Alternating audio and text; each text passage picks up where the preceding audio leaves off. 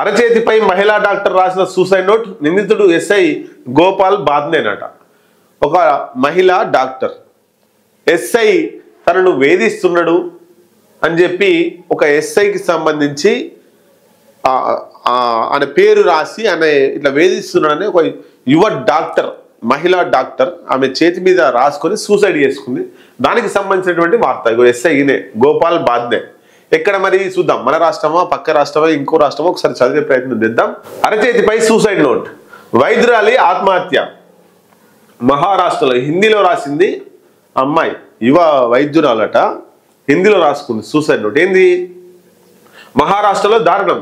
ఓ SI తన మీద పలుమార్లు అత్యాచారానికి పాల్పడ్డాడంటూ ప్రాణం తీసుకున్న ప్రభుత్వ డాక్టర్, ప్రైవేట్ డాక్టర్ కూడా కాదండి, గవర్నమెంట్ డాక్టర్, మంచి లైఫ్ ఉన్నటువంటి గవర్నమెంట్ డాక్టర్ నా మీద పలుసార్లు ఆ ఎస్ఐ అత్యాచారానికి పాల్పడ్డాడు అని చెప్పి ఆ సూసైడ్ నోటు చేయి మీద రాసుకొని చనిపోయింది.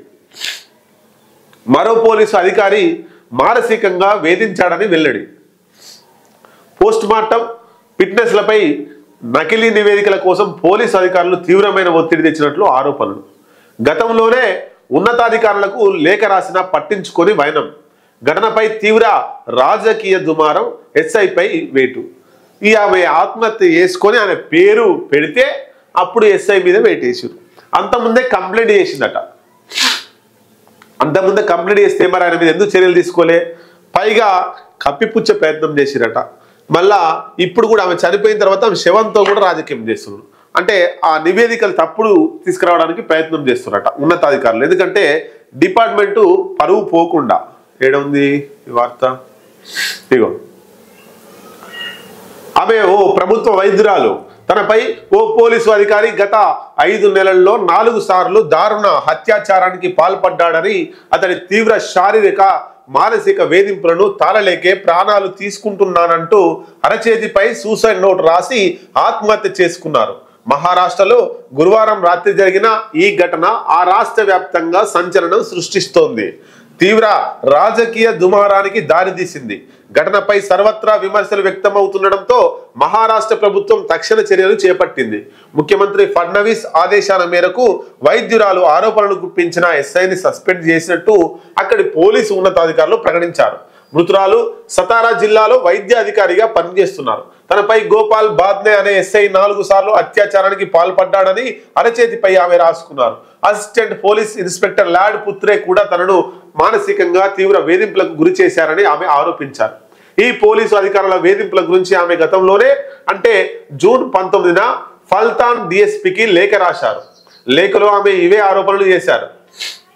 గోపాల్ లాడ్పుత్రే కారణంగా తాను తీవ్ర మానసిక ఒత్తిడిలో కూరుకుపోయానని, ఈ విషయాన్ని తీవ్రంగా పరిగణించి విచారణ చేసి ఆ 2 పోలీసు అధికారులపై కఠిన చర్యలు తీసుకోవాలని లేఖలో ఆమె కోరారు. వైద్యురాలు 2 ఏళ్ల క్రితమే సతారా ఆసుపత్రిలో డ్యూటీలో చేరారు.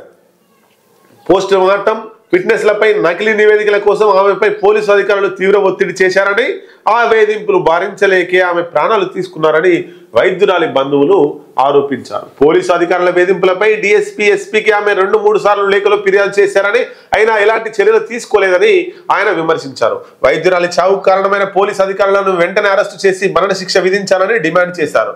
వైద్యురాలి ఆత్మహత్య ఘటన నేపథ్యంలో మహారాష్ట్ర సర్కారుపై ఆ రాష్ట్ర కాంగ్రెస్ నేత నాందేవ్ రావు ఎక్స్ వేదికగా తీవ్ర విమర్శలు గుప్పించారు. మహిళలను రక్షించాల్సిన పోలీసులే వారిని వేధిస్తే న్యాయం ఎలా జరుగుతుంది అని ప్రశ్నించారు. తన పట్ల పోలీసు అధికారుల పట్ల దుశ్చర్యపై గతంలోనే బాధితురాలు లేఖలు రాసినప్పుడు ఎందుకు చర్యలు తీసుకోలేదు అని నిలదీశారు. మొత్తం మీద బీజేపీ ఎమ్మెల్సీ మహారాష్ట్ర మహిళా ప్రెసిడెంట్ చిత్రవాగ్ పేర్కొన్నట్టు ఏమని లేఖ రాసినట్టుగా తమ దృష్టికి వచ్చిందని చెప్తుందట. అయితే ఇది ఎక్కడ జరిగింది మరి? మహారాష్ట్రలో ఏ ప్రభుత్వం ఉంది? బీజేపీ ప్రభుత్వం ఉంది. ఇది కనుక ఈ ఆత్మహత్య కనుక ఈ ఇన్సిడెంట్ ఈ ఎంత కూడా సంఘటన కేరళలో, తమిళనాడులో, కర్ణాటకలోనో లేకపోతే తెలంగాణలోనో ఈ రాష్ట్రాలలో జరిగితే బీజేపీలు ఇప్పటికీ రోడ్లెక్కి దుమ్మెత్తి పోస్టులు. ఇప్పుడు ఎందుకు వస్తలేరంటే ఆ రాష్ట్రంలో బీజేపీ ప్రభుత్వమే అధికారంలో ఉన్నది. వేరే ప్రభుత్వం అధికారంలో ఉంటే ఈ పాటికి రాష్ట్రం అగ్నిగుండంగా మారింది. మరి అక్కడ ఉన్నటువంటి ఏం చేస్తున్నాడు ఆ రాష్ట్ర ముఖ్యమంత్రి ఫడ్నవీస్, బీజేపీ ప్రభుత్వం 2-3 సార్లు ఉన్నతాధికారుల దృష్టికి కూడా లేఖ రూపంలో 2-3 సార్లు తీసుకుపోయిందట. 2 అధికారులు వేధిస్తున్నారని చెప్పి. నా మీద ఒక ఎస్ఐ అత్యాచారానికి 3-4 సార్లు అత్యాచారం చేసిండు, ఆ పైన ఇంకొక ఆఫీసర్ కూడా ఆయన నన్ను వేధిస్తున్నాడు అని చెప్పి. మరి ఏం చర్యలు తీసుకున్నారు? ఇప్పుడు కూడా ఆ ప్రభుత్వానికి మచ్చ రావద్దు, ఆ డిపార్ట్మెంట్కు మచ్చ రావద్దు అని చెప్పి ఈ పోస్ట్ మార్టం నివేదికలను కూడా తారుమారు చేసేటువంటి ప్రయత్నం చేస్తున్నారట. చనిపోయినా కూడా న్యాయం జరిగేటట్లేదు ఆమెకు. ఆ పోలీస్ ఆఫీసర్ల ఇంట్లో అట్లా జరిగితే తెలిసేది, లేకపోతే ఆ ప్రభుత్వం నడుపుతున్నటువంటి పెద్దల ఇంట్లో ఇట్లాంటి జరిగితే తెలిసేది.